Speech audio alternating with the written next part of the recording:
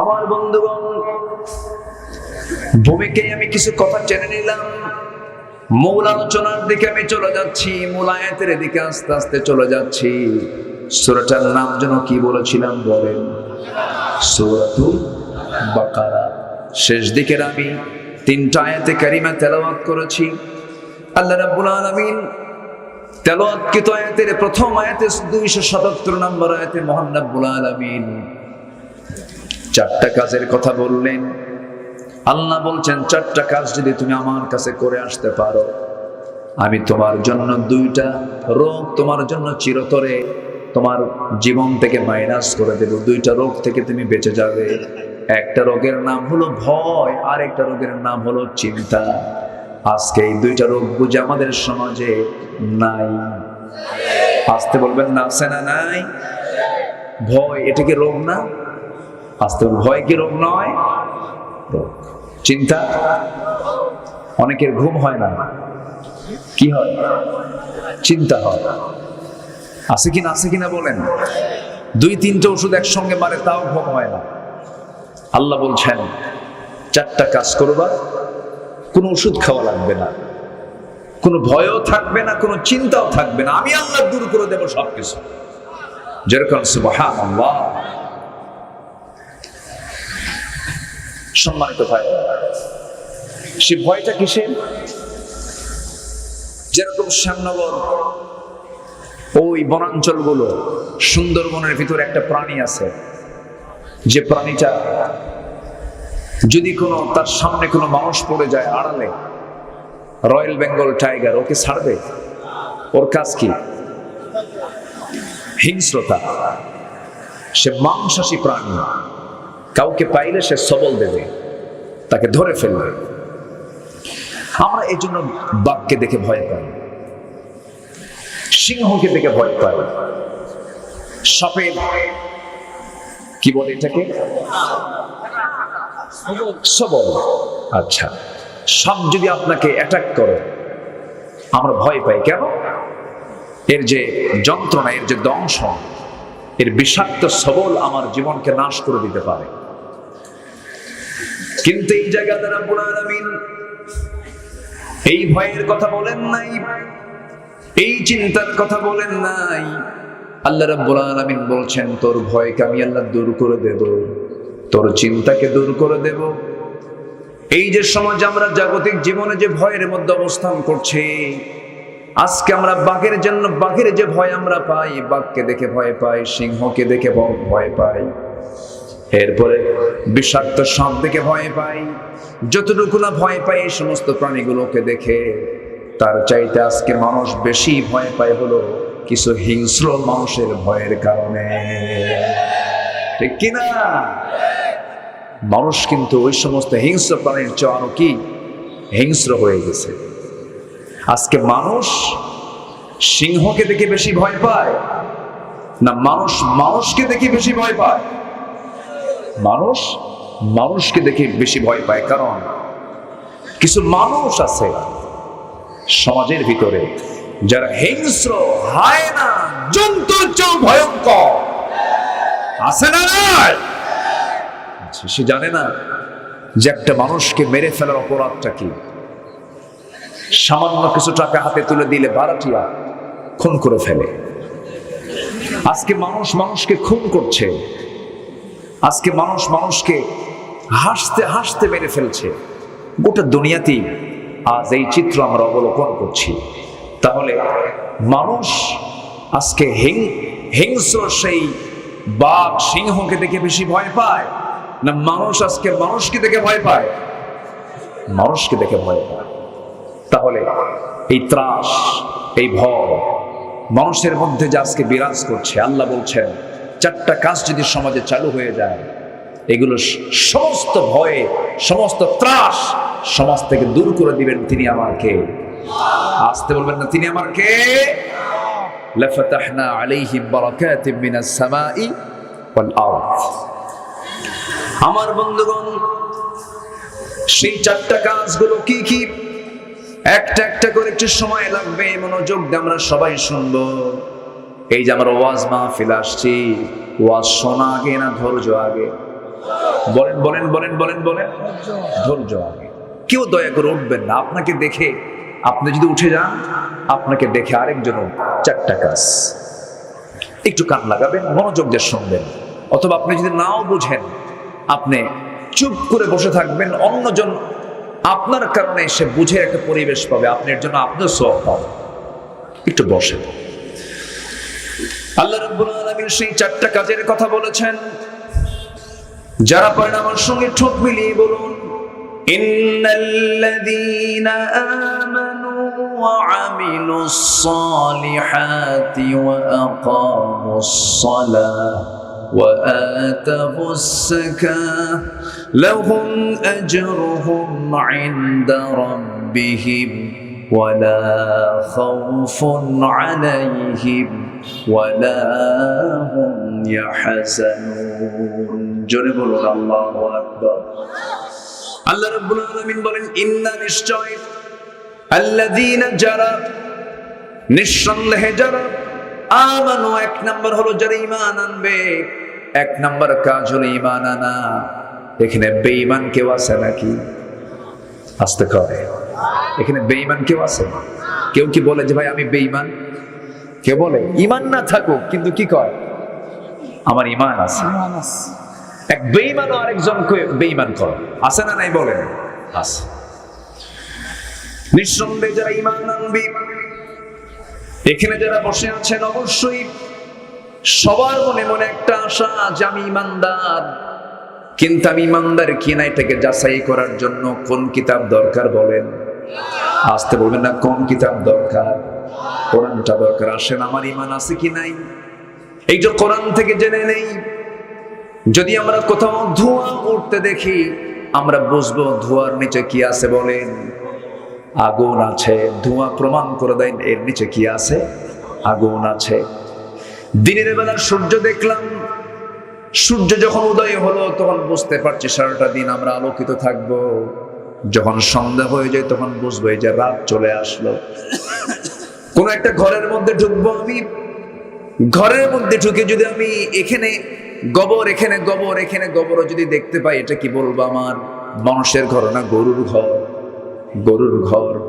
ঠিক তেমনি আমি যে ঈমানদার, আমি জানলাম পছন্দের ঈমানদার, এটাকে প্রমাণ করার জন্য আমার মধ্যে কোন কোন সিমটম গুলো থাকা দরকার, সেই সিমটম গুলো যদি থাকে আমি ঈমানদার।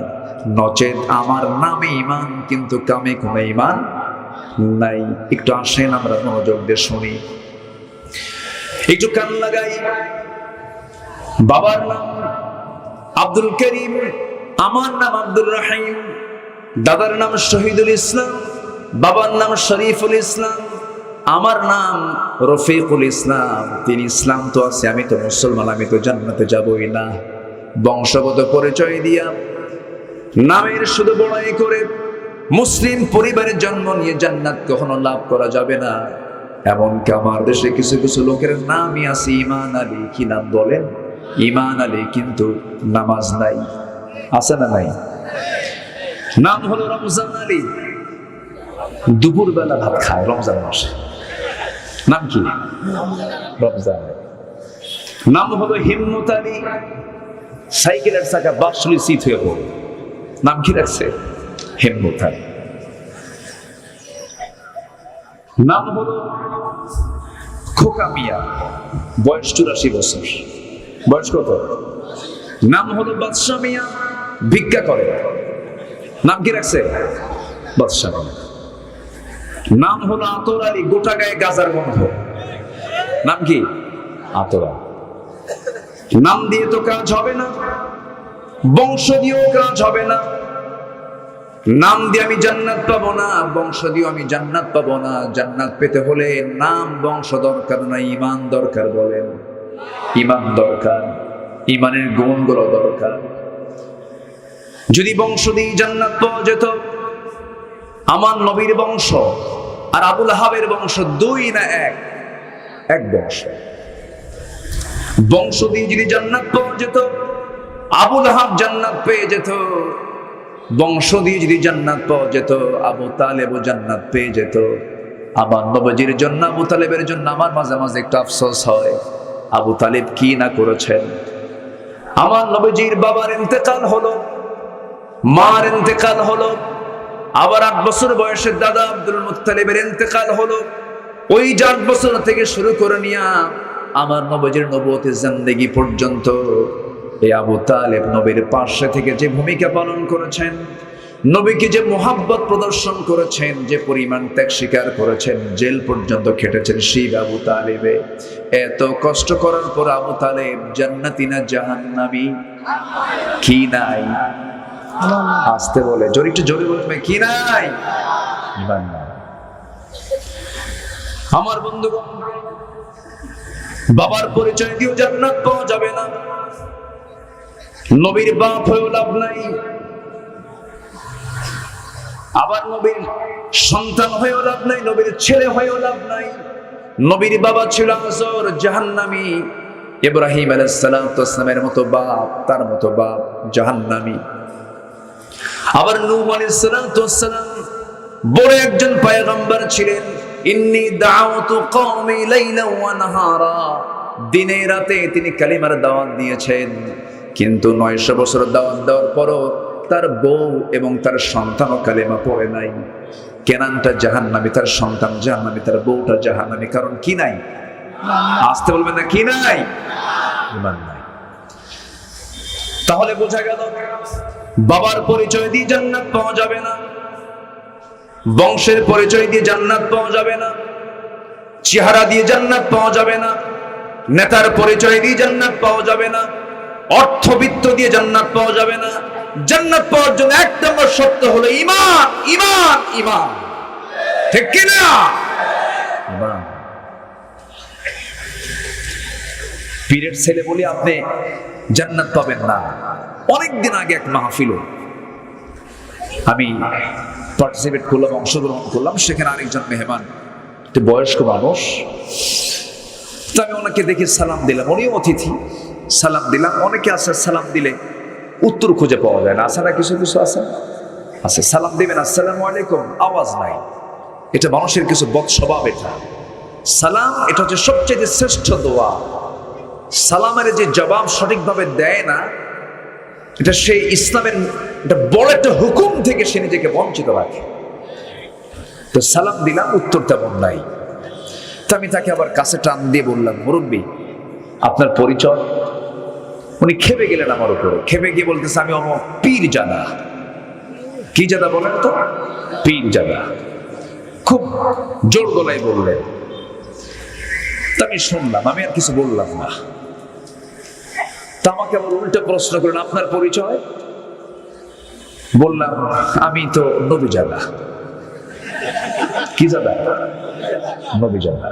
আমি পীরকে মহব্বত করি, আবার ভুল বুঝবেন না, আমি পীরকে মহব্বত করি যদি সঠিক পীর হয়, যদি শাহজালাল ইয়ামিনের মতো হয়, শাহ পরানের মতো হয়, আপনাদের বুকে আছেন খান জাহাঙ্গীরের মতো হয়, মাইনুদ্দিন চিশতি রহমতুল্লাহের মতো হয়, রাজা পৃথ্বীরাজের বিরুদ্ধে যারা মোকাবেলা করেছেন, এরকম হক যদি হয় কোনো আপত্তি নাই। কিন্তু গাঁজা খাওয়া দরবার, পিটাইয়া সোজা করা দরকার। ঠিক কিনা? আছে না নাই? গাঁজা খা, গাঁজা নাকি বেহেশতের গাছ। কত যে ভণ্ডামি আমার দেশে আছে। আল্লাহ তুমি এই সমস্ত ভণ্ডামি থেকে জাতিকে হেফাজত করো। জোরে বলি আল্লাহুম্মা আমিন। ভাইরে, একটু মনোযোগ দিয়ে কথাগুলো শোনো, খুব গুরুত্বপূর্ণ কথা। ওয়াজ তো আমার না, ওয়াজ মূলত কার? ওয়াজ কি আমার? ওয়াজ কি কোনো মোল্লা? ওয়াজ মূলত কার? আল্লাহ। তো আমি যখন কইছি নবী জাদা, ওনার মনটা খুব খারাপ হয়ে গেল। আপনি এরকম করে বললেন কেন? হ্যাঁ, আপনি যদি পীরের ছেলে, যদি পীর জাদা হন, আমি নবীর ছেলে, আমি নবী জাদা। আমার বাপ আদম, উনি নবী, আমি তার ছেলে, নবী জাদা। তাহলে ডিগ্রি কি তার বেশি হল না আমার বেশি হল? লাভ কি? নবীর ছেলে হয়ে লাভটা কি বলে? নবীর বাপ হয়ে লাভ কি? আর নবীর ছেলে হয়ে লাভ কি? লাভ হবে কি দিয়া? জোরে বলেন, আরো জোরে বলেন, ঈমান দিয়ে। এখন প্রশ্ন হলো, আমার যে ঈমান আছে আমি বুঝবো কেমনে? আমার যে ঈমান আছে আমি বুঝবো কেমন, এটা কি জানার দরকার আছে? শুনবেন, আমাকে সময় দিচ্ছেন? জোরে বলি ইনশাআল্লাহ। প্রচন্ড ধৈর্য আপনাদের মধ্যে আমি ফিল করছি, আলহামদুলিল্লাহ। এত রাতে 12:15 বাজে, কিন্তু কোনো লোকের কোনো নড়াচড়া নেই। এটা প্রমাণ হয় কদমতলা এই এলাকার মানুষের ভিতরে ইসলামের চেতনা অত্যন্ত মজবুত, অত্যন্ত মজবুত, অত্যন্ত মজবুত। বলি আলহামদুলিল্লাহ। বসি। আমার ঈমান যে আছে আমি বুঝবো কেমনে, এটার ওজন করার জন্য কোন কিতাবটা আছে বলেন তো? কোরআনটা আছে। আসুন কোরআনের আয়নায় আমরা দেখে নেই আমাদের চেহারা, ঈমানের চেহারাটা কেমন। কিসের আয়নায়? এই আয়নায় আমরা দেখে নিই যে আমাদের ঈমানের চেহারাটা কেমন। আমাদের ঈমানটার চেহারা কি ঠিক আছে না নষ্ট হয়ে গেছে? একটু আমরা শিখে নেই, বুঝে নেই। সম্মানিত ভাইরা, আমাদের সমাজে কি হিংসা আছে? না না না, আছে? হিংসা আছে? হিংসা কি ইমানদারের গুণ? এটা কি ইমানের গুণ না ইমানের রোগ? বলেন, ইমানের গুণ না ইমানের রোগ? রোগ। হিংসা আছে যার, আমল নষ্ট হবে তার। ইমানের রোগ, হিংসা একটা রোগ। একজনের একটু উন্নতি হয়, একটু বড় হতে থাকে, আরেকজনের ঘুম হয় না। এরকম লোক তো সাতক্ষীরায় নাই, আছে? একটু জমি কেনে, একটু পরিশ্রম করে, চাষি মানুষ, বছরে হয়তো 1 বিঘা জমি কিনলো। জমি কি এমনি কিনছে? হিংসায় ওর ঘুম হয় না, আছে না নাই? মেয়েকে একটু ভালো জায়গায় বিয়ে দিছে, একটু ভালো ভালো ঘরে বিয়ে হয়েছে, প্রতিবেশীর ঘুম হয় না, খুব হিংসা করে। একজন একটু পড়াশোনা করেছে, একটা রিক্সাওয়ালার ছেলে মাস্টার্স ডিগ্রি পাস করেছে, ভালো একটা চাকরি বাকরি পাইছে, প্রতিবেশীর ঘুম হয় না, হিংসা করে। আছে কি না? এটা মনে হয় নাই এলাকায়, আছে না? আছে। এটা কিসের রোগ বলেন তো? বলেন কিসের রোগ বলেন তো? কিসের রোগ? ঈমানের রোগ। এক বেচারি বিয়ে করবে, আগের যুগে তো বিয়ে করতো ঘোড়া নিয়ে,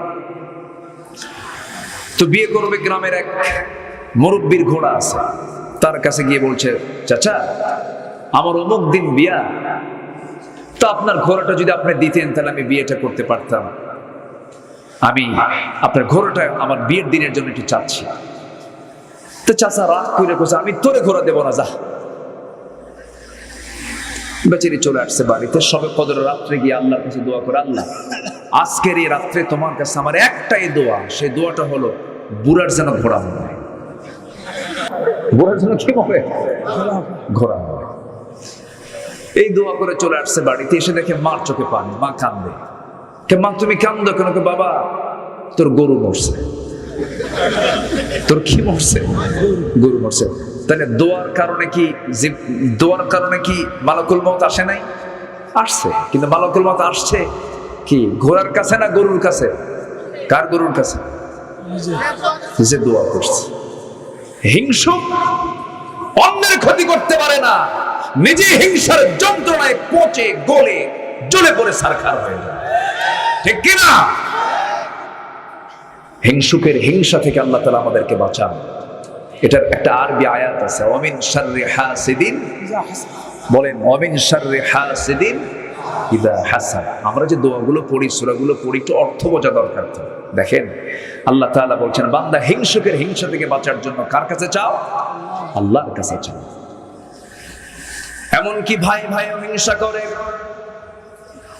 নেতা নেতা হিংসা করে, দলীয় পদ মারামারি, কুত্তা গ্রুপ, শিয়াল গ্রুপ, আসতে কন কেন?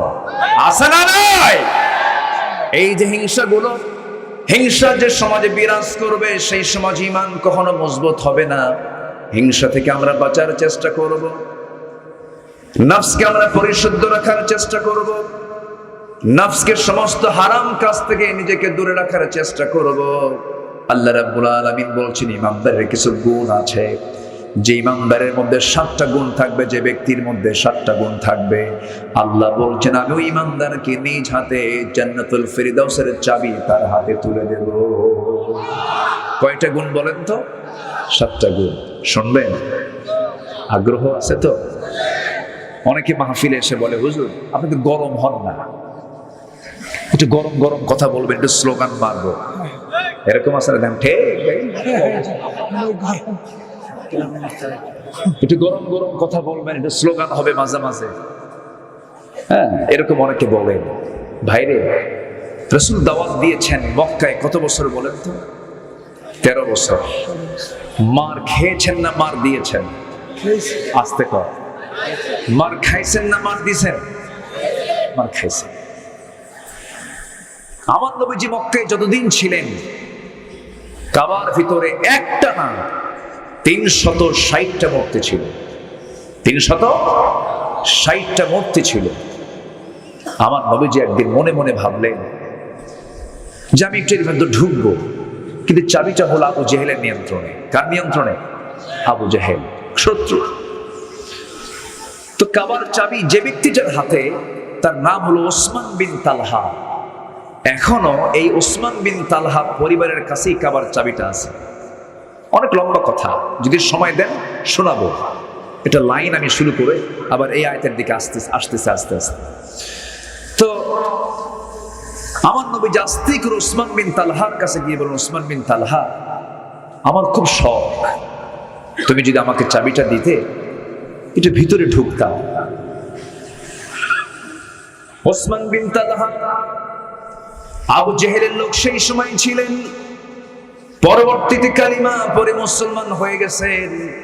যখন মক্কা বিজয় হয়েছিল সেই সময় তিনি কালিমা পরে মুসলমান হয়ে গেছেন।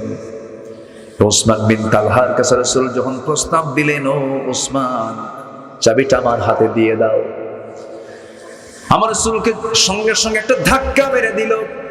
নবীজি মুখ থুবড়ে পড়ে গেলেন। নবীজি মুখ থুবড়ে পড়ে যাওয়ার পর আস্তে আস্তে করে আবার দাঁড়ালেন, একটা মুচকি হাসি মারলেন। আমার নবীজির সারা জীবনের আদর্শ ছিল, কোন ব্যক্তি যখন তাকে ব্যক্তিগত আক্রমণ করতো, রাসূল হাসি মুখে উড়াইয়া দিয়া তাকে মাফ করে দিতে।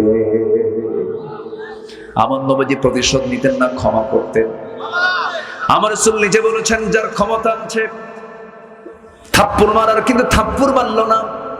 যার ক্ষমতা আছে প্রতিশোধ নেবার, কিন্তু প্রতিশোধ নিল না, সে সবচাইতে বড় বীর। আল্লাহু আকবার। প্রতিশোধ নিলেন আপনি, এটার মজা আপনি কিছু। যে নবীর জন্য আকাশের চাঁদ আল্লাহ তাআলা খেলনা বানায় দেন, সেই নবীজিকে ওসমান বিন তালহা ধাক্কা মেরে ফেলে দেয়। নবীজি আস্তে করে দাঁড়িয়ে মুস্কি মুস্কি হাসি মেরে ওসমান বিন তালহাকে বলছেন, ওসমান, তোমার দাপটে, তোমার ক্ষমতা বলে তুমি আজকে আমাকে ধাক্কা মেরে ফেলে দিলা। তুমি কি জানো যে চাবি আজকে তোমার হাতে শোভা পাচ্ছে, ওই চাবি আল্লাহ তাআলা একদিন আমার হাতে তুলে দিবেন। একটু আস্তে কর, সুবহানাল্লাহ। কেমন করে হাতে পেলেন? অনেক লম্বা প্রেক্ষাপট, শুনতে রাজি? আস্তে করে সবাই কি শুনতে রাজি আছেন? ওসমান বিন তালহা মনে মনে চিন্তা করতেছে, মুহাম্মদ বিন আব্দুল্লাহ যা বলে তাই তো হয়ে যায়, কারণ সে সত্যবাদী। আমরা জানি সে কখনো মিথ্যা কথা বলে না। তাহলে তো এই কথা যদি সত্যি হয়ে যায়, তাহলে তো বিপদে পড়ে যাব। আস্তে করে কানে কানে বলে, মুহাম্মদ শোনো, তোমাকে কাবার চাবি আমি তোমার হাতে তুলে দেব, কিন্তু শর্ত হলো এই কথা যেন আবু জেহেলের কান পর্যন্ত না যায়, আবু জেহেল যেন না জানতে পারে। দেখছেন, নেতার ভয় আছে। আমার নবীজি বললেন, ঠিক আছে, কেউ জানবে না, আমাকে কাবার চাবিটা দিয়ে দাও। কাবার চাবি যখন রাসূল হাতের মধ্যে নিলেন, দরজার সামনে গেলেন। আমার নবীজি ওই কাবা ঘরের বাসিন্দা তিনি ছিলেন। যারা হজে গেছেন, আমি নিজের চোখে আল্লাহ তাআলা আমাকে দেখার তৌফিক দিয়েছেন, কাবা ঘরের ঠিক পূর্ব পাশের বাসিন্দা হচ্ছেন মুহাম্মদ সাল্লাল্লাহু আলাইহি ওয়াসাল্লাম। আমার নবীজির ঘর হলো কাবা শরীফের ঠিক পূর্ব ধারে। তার কিবলাও পশ্চিম, আমাদের কিবলাও পশ্চিম। পৃথিবীর সব মানুষের কিবলা কি পশ্চিম? কারো উত্তর, কারো দক্ষিণ, কারো পূর্ব। আর আমাদের কিবলা কি? পশ্চিম। আমার রাসূলের কিবলাও কি? পশ্চিম। মিল আছে না নাই? আছে। এবং আমার নবীজির বাহ্যিক সূরতের সাথে আমাদের সূরতের অনেকের মিল আছে। নবীজির চুল কিন্তু কালো ছিল, সাদা ছিল না। সাদা চুল ওয়ালা লোক পৃথিবীতে আছে না নাই? আছে না নাই? আছে। আমার নবীর চুলও ছিল কালো, আমার দেশের মানুষের চুলও কালো। আমার নবীজির চোখের ভিতরের যে মণিটা, এই মণি ছিল কালো। এই দেশের অধিকাংশ মানুষের চোখের মণি কি? কালো। আমার নবীজির গড়ন ছিল না লম্বা না খাটো, কিন্তু হাজারো মানুষের মাঝে যখন তিনি দাঁড়াতেন সবার মাথার উপর আমার নবীর মাথা দেখা যেত। আচ্ছা, আমার নবী যে না লম্বা ছিলেন না খাটো ছিলেন, এদেশের মানুষ লম্বা বেশি না খাটো বেশি? একরকম, একটা মিডিয়াম সাইজ। তাহলে আমার নবীজির চোখের সঙ্গে মিল আছে, আমার নবীজির চুলের সঙ্গে মিল আছে, আমার নবীজির গড়নের সঙ্গে মিল আছে, আমার নবীজির কিবলার সঙ্গে মিল আছে।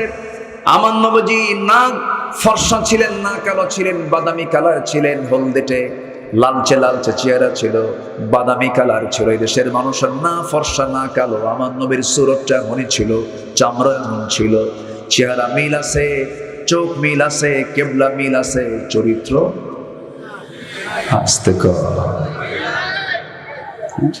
এই জায়গায় ধরা না, এই জায়গায় ধরা খাইছি। তাহলে সুরত দরকার না সিরাত দরকার? সুরত দরকার মানে চেহারা দরকার না চরিত্র দরকার? সুরত নয়, সিরাত দরকার। আমার নবীজির সিরাত আমরা নেব। বেলালের সুরত ছিল না সিরাত ছিল? বেলাল চেহারা ছিল না গুণ ছিল? গুণ ছিল। চেহারা দিয়ে কি করবেন? আবুল আহাবের চেহারা ভালো ছিল। অনেক লম্বা কথা, শুধু আমাকে মনে করে দিবেন হুজুর কাবার চাবি রাসূল হাতে কেমনে পেলেন এটা বলবেন, মনে করে দিবেন আমাকে যদি ভুলে যাই। আমার বন্ধুগণ, আমার নবীজি কাবার চাবি হাতের মধ্যে নিয়ে এবার কাবার দরজার সামনে দাঁড়ালেন, তালাটা খুললেন। তালা খুলে যখন ভিতরে ঢুকলেন, ভিতরে ঢোকার সঙ্গে সঙ্গে দেখতে পেলেন একটা মূর্তি। না কয়টা মূর্তি বলেন? বলেন কয়টা? 360টা মূর্তি। নবীজির ভিতরে তো সাইয়েদনা ইব্রাহিমের রক্ত লুকানো আছে। সাইয়েদনা ইব্রাহিম আলাইহিস সালাম কি করেছেন বলেন তো? উনি যে আগুনে তাকে নিক্ষেপ করা হলো কি কারণে বলেন তো? বাপ বানাইছিল, বেটা ভাঙছে। আল্লাহু আকবার বলেন। ইব্রাহিম আলাইহিস সালাম তাকে যখন বলা হলো এগুলো ভাঙছে কে? যাচ্ছেন? ঠিক আছে, জি আলহামদুলিল্লাহ। অ্যাডভোকেট সোহাগ ভাই, ঠিক আছে, তামিম আহমেদ সোহাগ ভাই, তিনি আপনাদেরকে সালাম দিয়েছেন। উনি একজন বিশিষ্ট আইনজীবী। ঘোড়া প্রতীক, ঘোড়া তো যুদ্ধের একটা বাহন, তাই না? ঘোড়ার পিঠে চড়েছেন মুহাম্মদ সাল্লাল্লাহু। আল্লাহ আমার সোহাগ ভাইকে সাইয়েদনা ওমর ফারুকের মতো দ্বীনের খেদমত আঞ্জাম দেওয়ার তৌফিক তুমি আল্লাহ দান করো। জোরে বলি আল্লাহুম্মা আমিন। আমার সোহাগ ভাই চলে যাচ্ছেন, তো আপনি আবার চলে যাবেন না তো? চলে যাবেন না তো? আচ্ছা ঠিক আছে, আমরা তার জন্য দোয়া করি। আমি তার নামটা বলে ফেললাম, তামিম আহমেদ সোহাগ ভাই। আল্লাহ তুমি তাকে দ্বীনের জন্য, কোরআনের জন্য কবুল করো। উনি নির্বাচনে দাঁড়িয়েছেন, যে উনি নির্বাচন করছেন, উনি এসেছেন দোয়া চাইতে। সবাই তার জন্য দোয়া করবেন। জি আল্লাহ কবুল করুন। জোরে বলি আল্লাহুম্মা আমিন। আমি তাকে হয়তো মাইক দিলে ভালো হতো, কিন্তু মাহফিলের সৌন্দর্য একদম নষ্ট হয়ে যাবে। মাহফিলের সৌন্দর্য রক্ষার্থে আমি তার কাছে ক্ষমা সুন্দর দৃষ্টি কামনা করছি। জি ঠিক আছে, জি ইনশাআল্লাহ, আলহামদুলিল্লাহ। তো আমি কি আবার শুরু করতে পারি আলোচনা? কোনো আপত্তি নাই তো? জোরে বলি ইনশাআল্লাহ। সম্মানিত ভাইয়েরা, এখন আমার দিকে তাকান। সম্মানিত ভাইয়েরা, আমার নবীজি দেখতে পেলেন কয়টা মূর্তি বলেন তো? বলেন তো, মূর্তি দেখলে কি কার ঘরে ঢুকছে? কার ঘরে ঢুকাইছে? পৃথিবীর প্রথম ঘর, পৃথিবীর প্রথম ঘর কাবার ভিতরে আরবের পত্তলিকরা 360টা মূর্তি ঢুকায় রাখছে।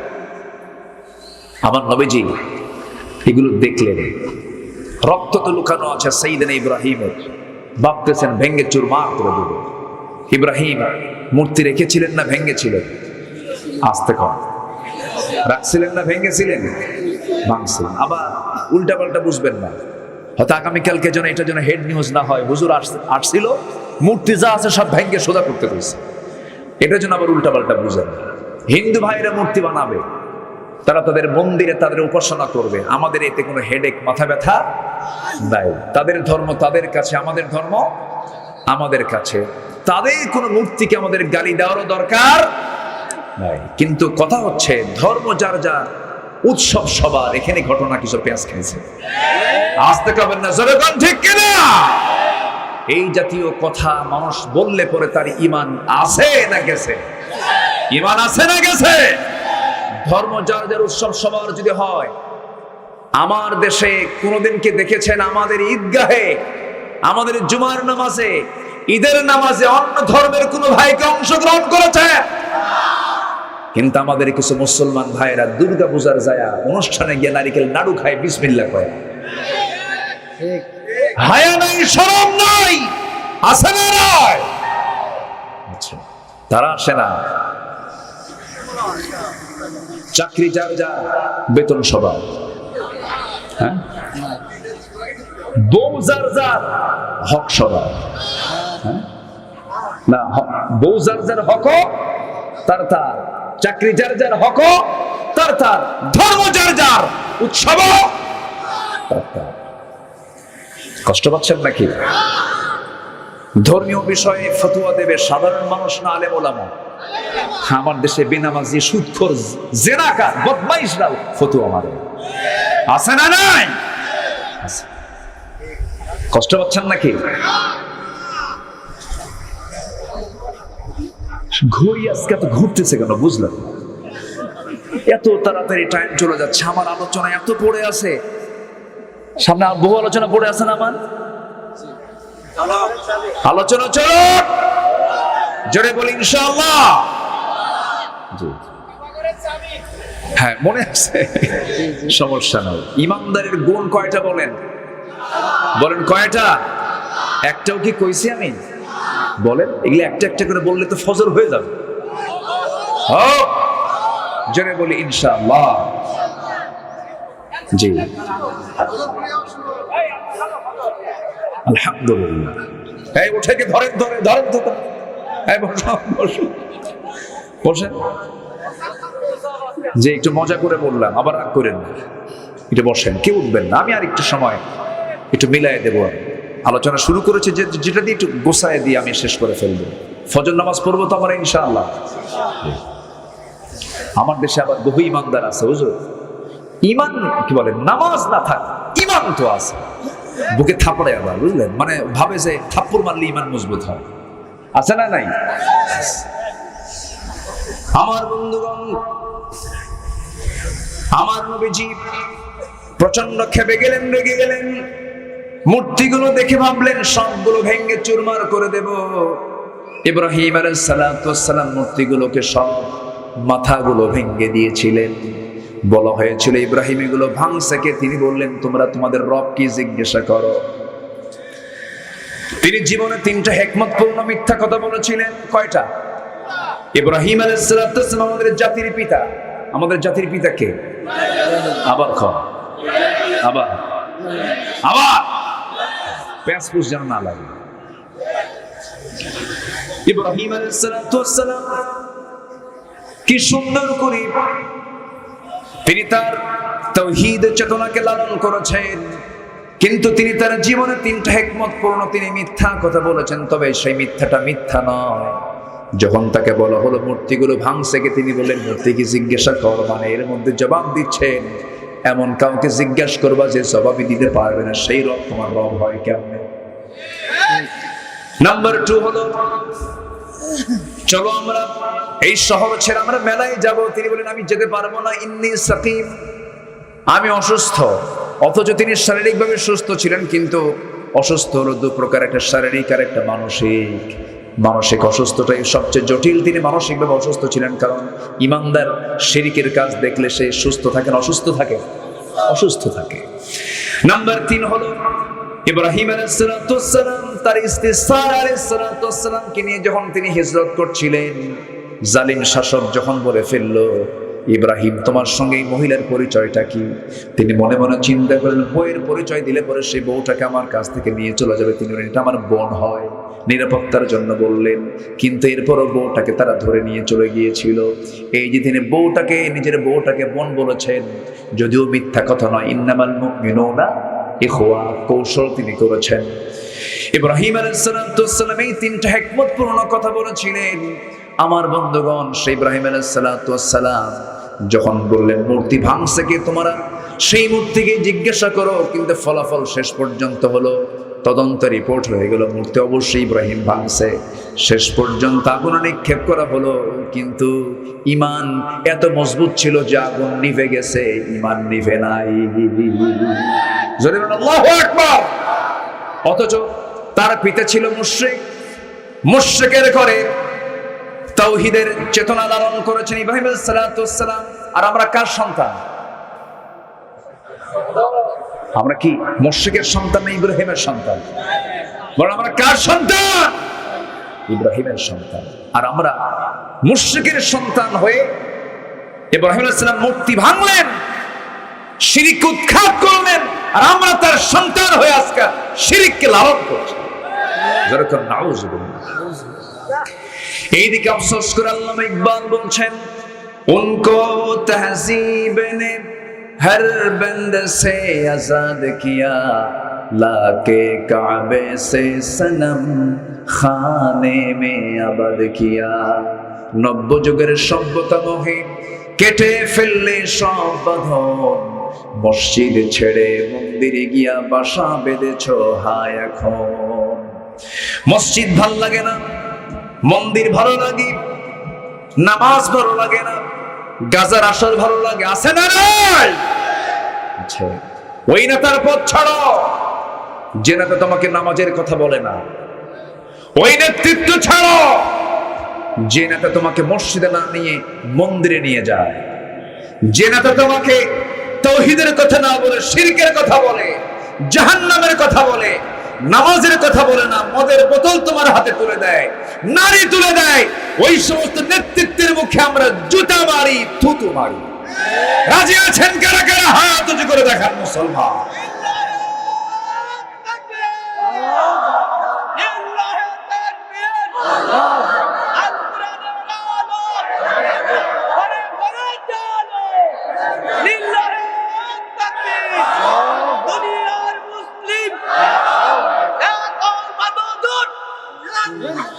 আল্লাহ কবুল করুন, জোরে বলি আমিন।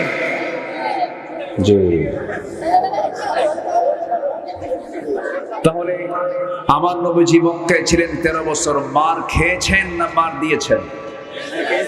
মক্কায় মার খাইছেন না মার দিয়েছেন?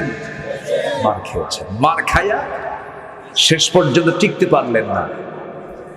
ওই মক্কার ভিতরে 360টা মূর্তি রেখেই মক্কায় 13 বছর তিনি সময় কাটালেন। ভিতরে ঢুকি ভাবলেন সব মূর্তিগুলোকে ভেঙ্গে চুরমার করব, কিন্তু ক্ষমতা কি নবীর হাতে না আবু জেহেলের হাতে? বলেন কার হাতে? আবু জেহেলের হাতে। না, আমি মনে হয় শেষ করে দিলে ভালো হয় নাকি? বসেন, আপনি কই ছিলেন এতক্ষণ? ছিলেন নাকি?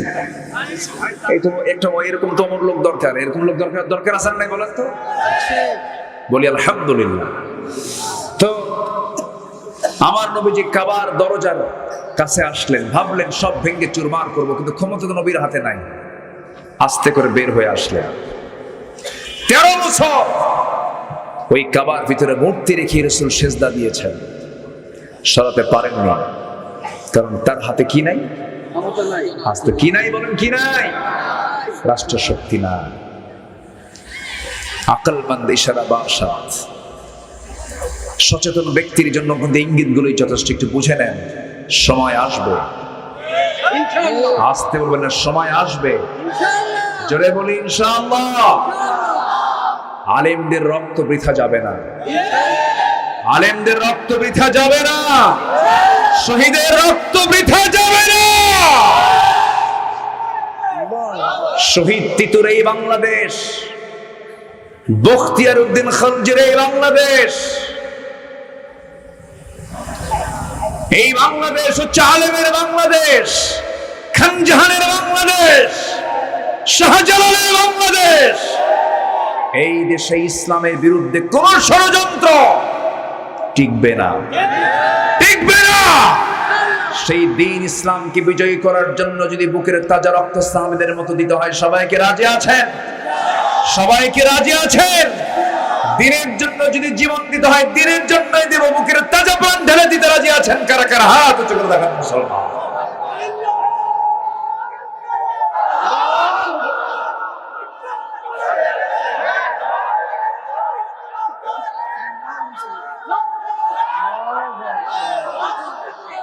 আল্লাহ কবুল করো, জোরে বলি আল্লাহুম্মা আমিন।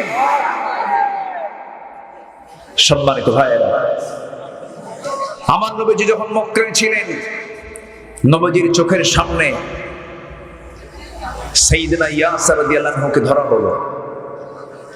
ধরে নবীর চোখের সামনে রাসূল দেখতে পাচ্ছেন, দুই হাত বাঁধা হলো, দুই পা বাঁধা হলো, মারতে মারতে বেহুশ করে ফেলা হলো। আমার নবীজি এই দৃশ্য অবলোকন করছিলেন, কিন্তু ক্ষমতা নাই। আবু জেহেলরা রিমান্ডে নিয়ে শেষ পর্যন্ত কি করলো, ইয়াসির রাদিয়াল্লাহু আনহুর একটা পা একটা ঘোড়ার পায়ের সঙ্গে বেঁধে দিল, আরেকটা পা আরেকটা ঘোড়ার পায়ের সঙ্গে বেঁধে দিয়া দুই দিকে দুইটা ঘোড়া চালায় দিল। মুরগি রানের মতো দুই টুকরা করে ইয়াসিরকে দুনিয়া থেকে বিদায় করে দেওয়া হলো। তার শাহাদাতের রক্ত গড়া শেষ হতে না হতেই তার স্ত্রী সুমাইয়াকে ধরা হলো। সুমাইয়াকে ধরে নিয়ে মারতে মারতে রক্তাক্ত করে ফেলে দিয়া আবু জেহেলরা করলো কি, হাতের মধ্যে তারা শক্ত একটা লোহার রড হাতের মধ্যে নিল, বল্লম হাতের মধ্যে নিয়ে তার কলিজা বরাবর মেরে দিল, মুখ দিয়ে ঢুকে পিঠ দিয়ে বের করে ফেললো। সুমাইয়া দুনিয়া থেকে বিদায় নিলেন। আমার নবীজি শুধু ক্ষমতা নাই, পাওয়ার নাই, দূর থেকে শুধু বললেন সবরান আলা ইয়াসির, সবরান আলা ইয়াসির ফাইন্না মাওইদাকুমুল জান্নাহ।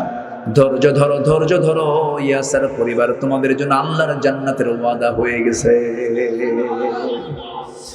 নবীজি আমার দোয়া করলেন। মক্কার মাটিতে রাসূল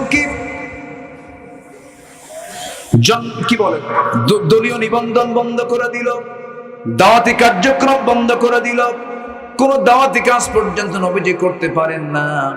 মক্কার মাটিতে সাহাবায়ে কেরাম ঘর থেকে বের হতে পারেন না। কে না জানেন ইতিহাসগুলো, সাইয়েদনা আবু বকরের মতো মানুষ। নামাজের হুকুম তখন ফরজ হয়ে গেছে। নবীজি মেরাজ থেকে 5 ওয়াক্ত নামাজ নিয়ে এসেছেন। কাবার চত্বরে দাঁড়ায়া সাইয়েদনা আবু বকর নামাজ শুরু করবেন। এমন সময় উতবা, শাইবা, মুগীরা সবগুলো এক জায়গায় হয়ে, আমার নবীজির প্রিয় সাহাবী, আমার নবীর পরে এই পৃথিবীতে যে ব্যক্তির দাম সবচাইতে বেশি, নবীদের পরে যার নাম, তিনি হচ্ছেন সাইয়েদনা আবু বকর সিদ্দিক রাদিয়াল্লাহু আনহু।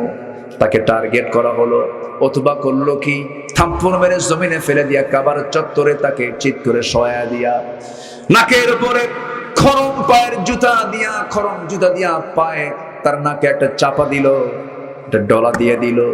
নাকটা মোচা হয়ে গেছে, ফিনকি দিয়ে রক্ত পড়া শুরু হয়ে গেছে। মারতে মারতে রক্তাক্ত করে ফেলা হলো। নবীর পাশে কেউ নাই, এইদিকে আবু বকরের পাশে কেউ নাই। সাইয়েদনা আবু বকর সিদ্দিক রাদিয়াল্লাহু আনহু সেন্সলেস হয়ে পড়ে থাকলেন।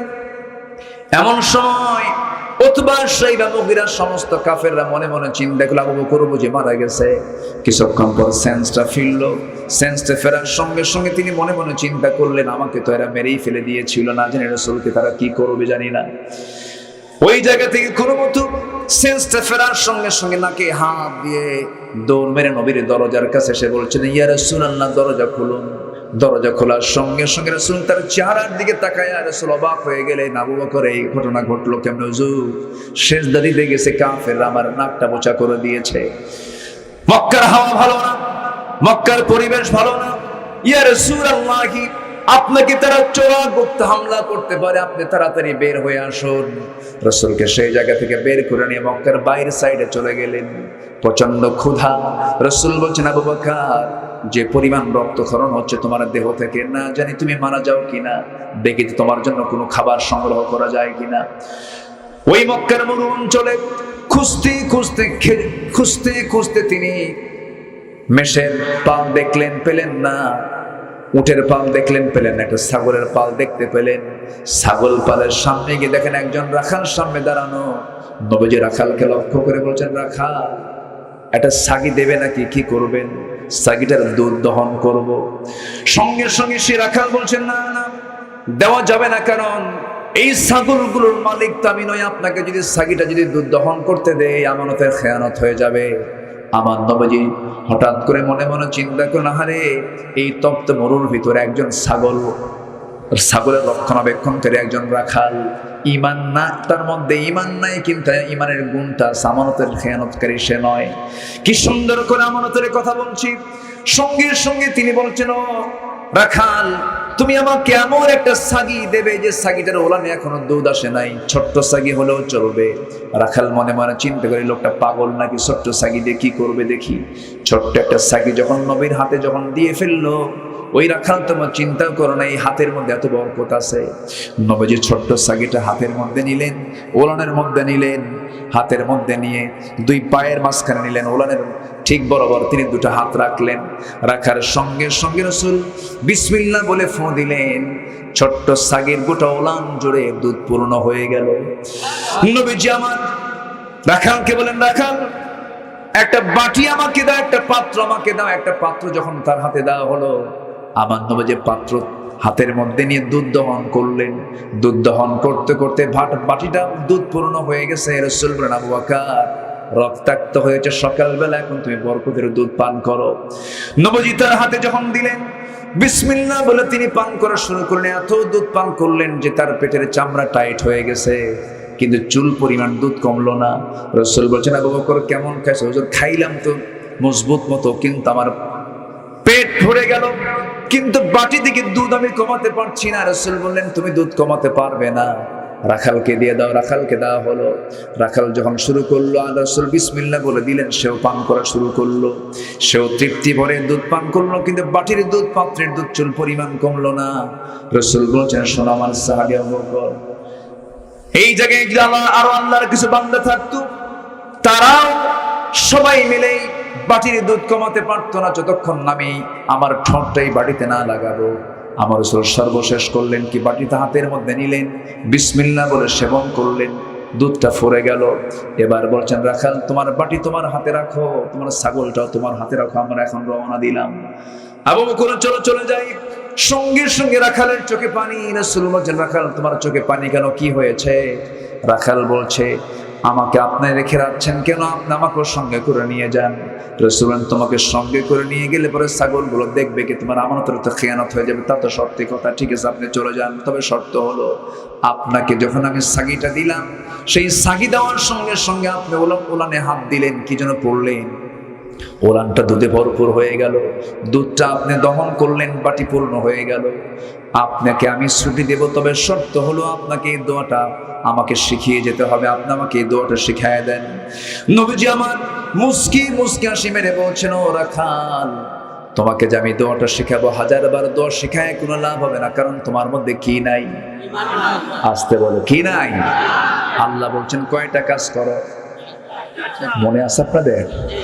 ভয়ও থাকবে না, চিন্তাও থাকবে না। কয়টা কাজ করো? আর ইমানের গুণ কয়টা? ইমানদারের গুণ কয়টা বলেন? 7টা গুণ। অনেকগুলো কথা পড়ে আছে।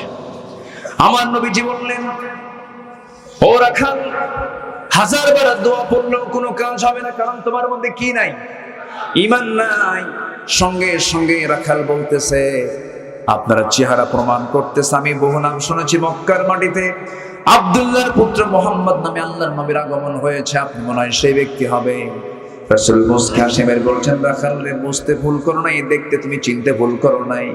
সঙ্গে সঙ্গে হাতটা গায়ে দিয়ে বলতেছে, আশহাদু আল্লা ইলাহা ইল্লাল্লাহু ওয়াহদাহু লা শারীকা লাহু ওয়া আশহাদু আন্না মুহাম্মাদান আবদুহু ওয়া রাসূলুহু। হেদায়েতের মালিক কে? আসতে বলবেন না, হেদায়েতের মালিক কে? ওই যে রাখাল কি রাসূল ওই জায়গা থেকে টেনে আনলেন, সেই রাখাল তো সাধারণ কোন রাখাল নন। সেই রাখালের হাতে দুনিয়া থেকে বিদায় নিয়েছে এই উম্মতের জন্য ফেরাউন আবু জেহেল দুনিয়া থেকে তার হাতে বিদায় হয়েছে। আল্লাহু আকবার। সেই রাখালটার নাম হলো আব্দুল্লাহ ইবনে মাসউদ রাদিয়াল্লাহু তাআলা আনহু। আব্দুল্লাহ ইবনে মাসউদ রাদিয়াল্লাহু তাআলা আনহু, তার হাতেই আবু জেহেলের মতো এই উম্মতের যে ফেরাউন, আমার রাসূল বলেছেন এই উম্মতের ফেরাউনকে আবু জেহেল, এই লোকটা, এই নরাধমটা এই রাখালের হাতে দুনিয়া থেকে বিদায় হয়। সম্মানিত ভাইরা, কথায় তো কথা বাড়ে, তো ওই লোকটার মূল্য বেড়ে গেছে, দাম বেড়ে গেছে। কিসের কারণে বলেন তো? আসতে হলো না, কিসের কারণে? আমাদের 1 নম্বর গুণ অর্জন করতে হবে, কি বলেন তো? ঈমান। কিন্তু আমি যে ইমানদারকে চেনার জন্য 7টা গুণ তার মধ্যে থাকতে হবে। ইমানদার গুণ, ইমানদারের সার্টিফিকেট নেওয়ার জন্য তার মধ্যে অবশ্যই 7টা গুণাবলী থাকতে হবে। সেই 7টা গুণাবলী আল্লাহ রাব্বুল আলামিন সূরা মুমিনুনের শুরুতে বলছেন, যারা পারেন ঠোঁট মিলিয়ে বলেন, قد أفلح المؤمنون الذين هم في صلاتهم خاشعون والذين هم عن اللغو معرضون والذين هم للزكاة فاعلون والذين هم لفروجهم حافظون। এরপর আল্লাহ রাব্বুল আলামিন বলছেন, والذين هم لأماناتهم وعهدهم راعون والذين هم على صلواتهم يحافظون أولئك هم الوارثون الذين يرثون الفردوس هم فيها خالدون। জোরে বলুন আল্লাহু আকবার। আল্লাহ রাব্বুল আলামিন বলেন, ইমানদাররা 7টা গুণ অর্জন করো। নাম্বার 1 হলো ইমানদার নামাজি হবে না, বেনামাজি হবে। বলেন, নামাজি হবে। সে নামাজটা সে খুশুর সঙ্গে আদায় করবে, অনর্থক কথা জিহ্বা থেকে বের করবে না। নাম্বার 3, যাকাত ঠিক মতো আদায় করবে। নাম্বার 4, সে তার লজ্জাস্থানকে হেফাজত করবে। যুবকরা, নিজের চরিত্র ঠিক রাখার জন্য অবশ্যই নিজেকে কন্ট্রোল করার দরকার আছে না নাই? আসতে বলবেন না, আছে না নাই? বিবাহ পূর্ব কোনো প্রেম করা যাবে? আস্তে আস্তে কর। বিবাহ পূর্ব কোনো প্রেম করা যাবে? আচ্ছা, বিয়ের আগে কি প্রেম হয় না জেনা হয়? বিয়ের পরে কি হয়? প্রেম হয়। কিন্তু আজকে বিয়ের আগে, আজকে সমাজে বিয়ের আগে কি হয়? প্রেম হয়ে যায়। বিয়ের আগে যদি প্রেম করো, বিয়ের পরে তার প্রেম থাকবে না, খালি কিলিয়ার ঘুষাঘুষি হবে। ঠিক কিনা? এগুলো করবা না। বিয়ের প্রয়োজন হবে, তোমার যৌবন আছে, পিছনের দরজা দিয়ে না দিয়ে সামনের দরজা দিয়ে আসবে। মেয়ের বাবাকে প্রস্তাব দিয়ে ফেলবা, তোমার আব্বা দিয়া, নিজে না, প্রস্তাব দিয়ে ফেলবা, বিয়ে করে ফেলবা। জেনার কাছে যাবা না, নোংরামি করবা না, কুকুর, সিগাল, শুকুরের চরিত্র নিয়ে আসবা। ঠিক কিনা?